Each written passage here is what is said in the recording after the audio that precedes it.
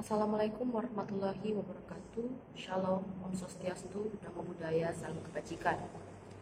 Izinkan saya pada video kali ini untuk memaparkan hasil observasi saya terkait sosiologi dan psikologi di industri tata boga pada salah satu industri boga yang ada di Makassar. Perkenalkan, nama saya Jennifer Immanuela Rompas dengan NIM 220207600002. Saya dari Prodi D4 Tata Boga, jurusan Pendidikan Kesejahteraan Keluarga, Fakultas Teknik Universitas Negeri Makassar, tahun angkatan 2022. Tujuan penelitian saya kali ini tidak lain yaitu untuk pemenuhan tugas akhir pada mata kuliah Sosiologi dan Psikologi Industri Boga dan juga sebagai perbandingan terkait sosiologi dan psikologi industri boga pada zaman ini. Selanjutnya adalah target dari penelitian saya kali ini, di mana saya meneliti di salah satu rumah makan yang ada di Makassar, yaitu Buddy's Ice Cream and Food yang berlokasi di Jalan Lamadung Kenleng 20 BC, Makassar. Untuk pemiliknya sendiri bernama Tania yang merupakan owner dari City One dan berdiri sejak 22 Mei 2018. Untuk operasionalnya, buka setiap hari mulai dari jam 10 pagi hingga jam 11 malam. Untuk jumlah staf dari perusahaan ini yaitu kurang lebih sekitar 25 orang. Materi pertama yaitu tentang filosofi dan sejarah dari usaha tersebut. Filosofi di sini yang akan saya bahas yaitu tentang arti dari nama usaha, di mana Buddy's sendiri berarti teman, dengan harapan menu atau produk dari Buddy's ini bisa menjadi peneman bagi konsumen dalam setiap kondisi. Buddy's ini bisa kita kunjungi bersama keluarga, teman, ataupun pasangan. Selanjutnya, sejarah usaha ini tidak lain yaitu untuk membuat usaha F&B langka yang khususnya berada pada bidang Italian gelato ice cream dengan campuran berbagai menu yang tidak hanya berfokus pada satu daerah.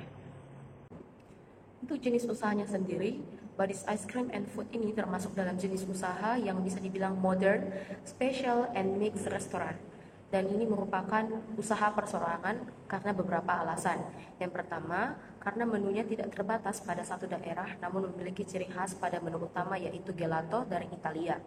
Namun untuk pada menu utamanya terdapat juga menu dari Indonesia serta menu dari luar negeri lain. Terdapat juga jajanan-jajanan tradisional seperti lumpia dan juga merupakan gabungan jajanan dari luar seperti waffle dan juga takoyaki. Yang kedua yaitu menu yang disajikan menggunakan sistem à la carte. Dan yang ketiga, perusahaan ini dijalankan sendiri oleh owner tanpa bantuan dari biaya dari negara. Selanjutnya adalah tipe pelayanan yang ada pada beberapa tahun lalu yang sekarang sudah berubah.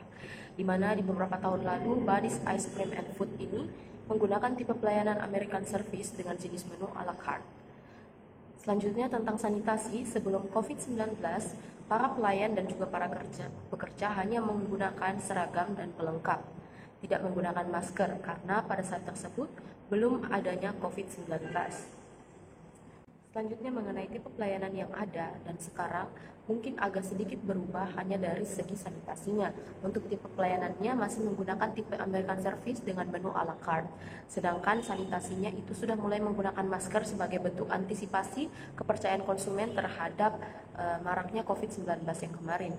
Walaupun beberapa perusahaan sudah tidak mewajibkan penggunaan masker, namun beberapa perusahaan juga masih mengantisipasi hal tersebut untuk kepercayaan konsumen.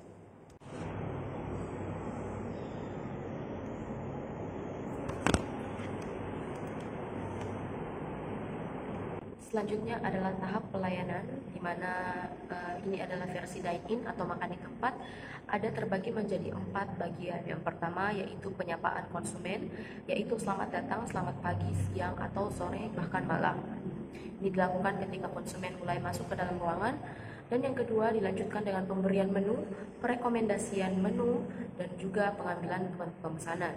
Biasanya setelah diberikan menu, para waiters tersebut memberikan waktu bagi konsumen untuk memikirkan menu apa yang ingin pesan.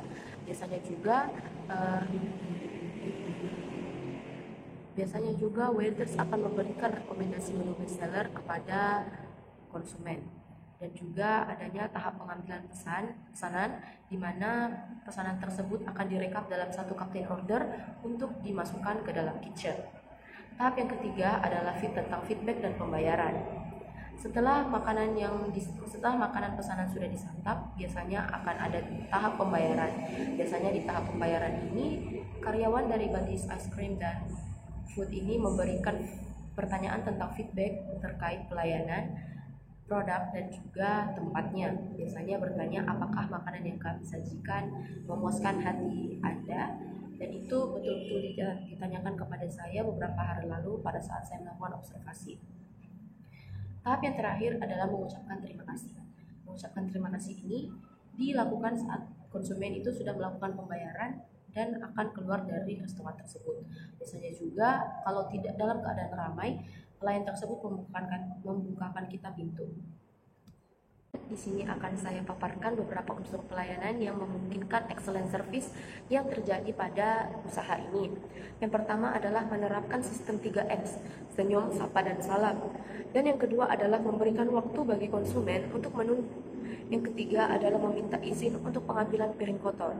Mungkin karyawan akan bertanya kepada konsumen seperti, bisa saya bersihkan atau mungkin bisa saya ambil piringnya, untuk memperluas pergerakan dari konsumen tersebut. Yang keempat adalah meminta pendapat konsumen mengenai makanan yang telah ada, makanan yang telah disantap. Nah, ini biasanya dilakukan pada saat konsumen itu melakukan pembayaran.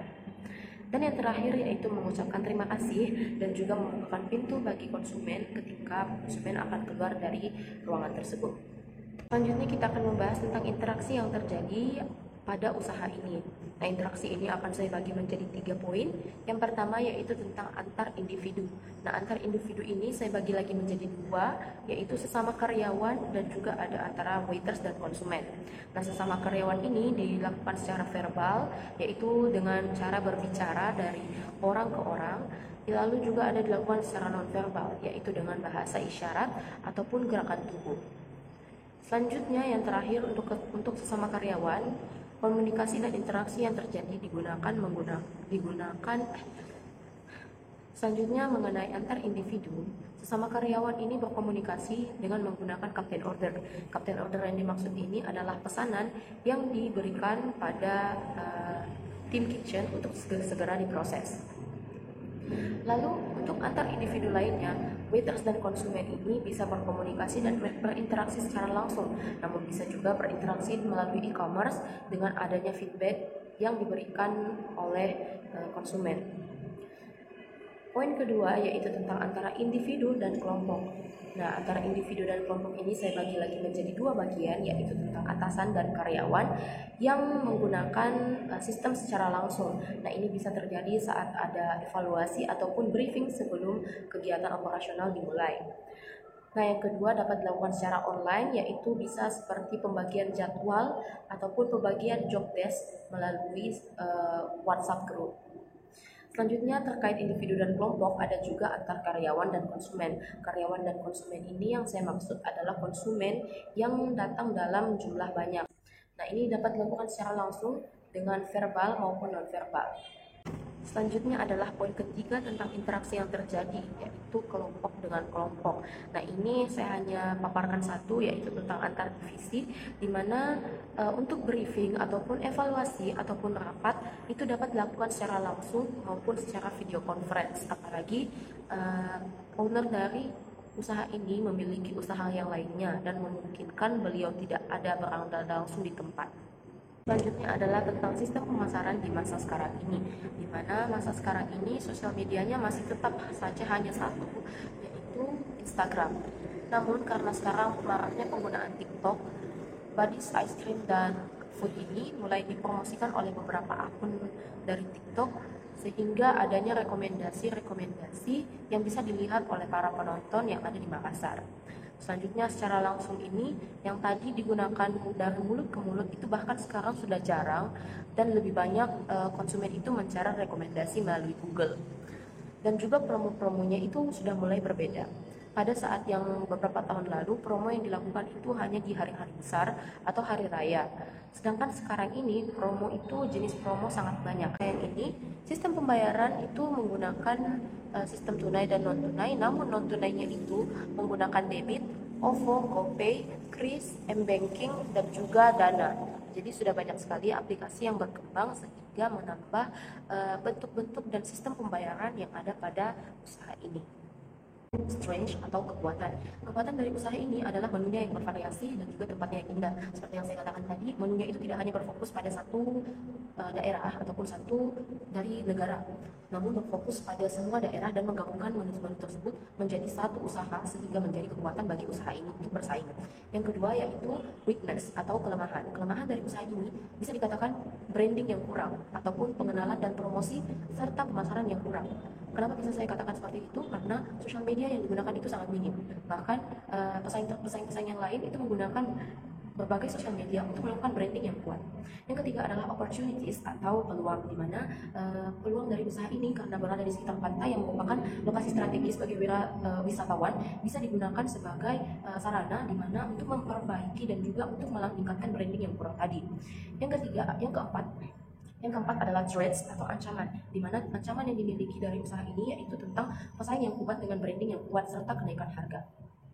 Adapun solusi yang bisa saya berikan terkait analisis SWOT yang tadi saya paparkan, yang pertama adalah tentang branding yang lemah. Branding yang lemah ini saya berikan 3 solusi, yaitu untuk memperkuat branding dengan kolaborasi dengan brand-brand yang lain. Yang kedua yaitu mengikuti bahasa makanan seperti joka-joka. Nah, joka-joka ini adalah bahasa makanan yang dilakukan oleh Upper Hills dan ini adalah peluang bagi usaha ini untuk meningkatkan brandingnya terlebih lagi. Apalagi usaha ini bisa dikatakan memiliki potensi yang kuat karena memiliki banyak menu yang bervariasi. Yang ketiga adalah membangun brand melalui sosial media. Seperti yang saya katakan tadi, sosial media yang digunakan itu sangat minim. Sebaiknya usaha Buddy's Ice Cream and Food ini memperbanyak promosi di sosial media. Apalagi sekarang banyak Gen Z yang mungkin akan menyukai tempat ini karena ruang makan yang indah dan juga memiliki banyak spot foto. Yang kedua terkait masalah pesaing yang kuat dengan branding yang kuat. Nah, ini adalah yang pertama yaitu mengikuti jejak branding pesaing tanpa plagiarisme.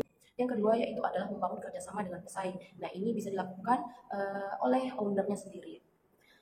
Untuk masalah yang terakhir atau yang ketiga yaitu tentang kenaikan harga. Nah, kenaikan harga ini bisa dilakukan untuk menyesuaikan dengan target konsumen. Apakah konsumen tersebut akan mampu jika kita menaikkan harga dengan harga bahan baku yang mungkin naik.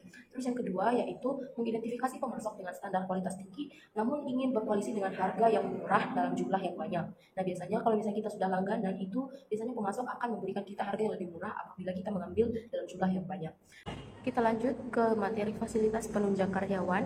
Ini adalah sebagai bentuk salah satu sosiologi dan psikologi yang dilakukan oleh perusahaan bagi karyawannya untuk menunjang operasional yang lebih baik lagi. Selanjutnya adalah fasilitas penunjang konsumen, di mana fasilitas penunjang konsumen ini saya bagi menjadi 3. Baik, kita ke dokumentasi observasi atau poin materi terakhir saya. Untuk lebih dan kurangnya saya memohon maaf. Terima kasih dan jangan lupa like, komen, dan subscribe untuk menunjang nilai saya lebih baik pada semester ini. Ikan hiu mengasah kuku, I love you ibu dosen tercintaku. Dadah.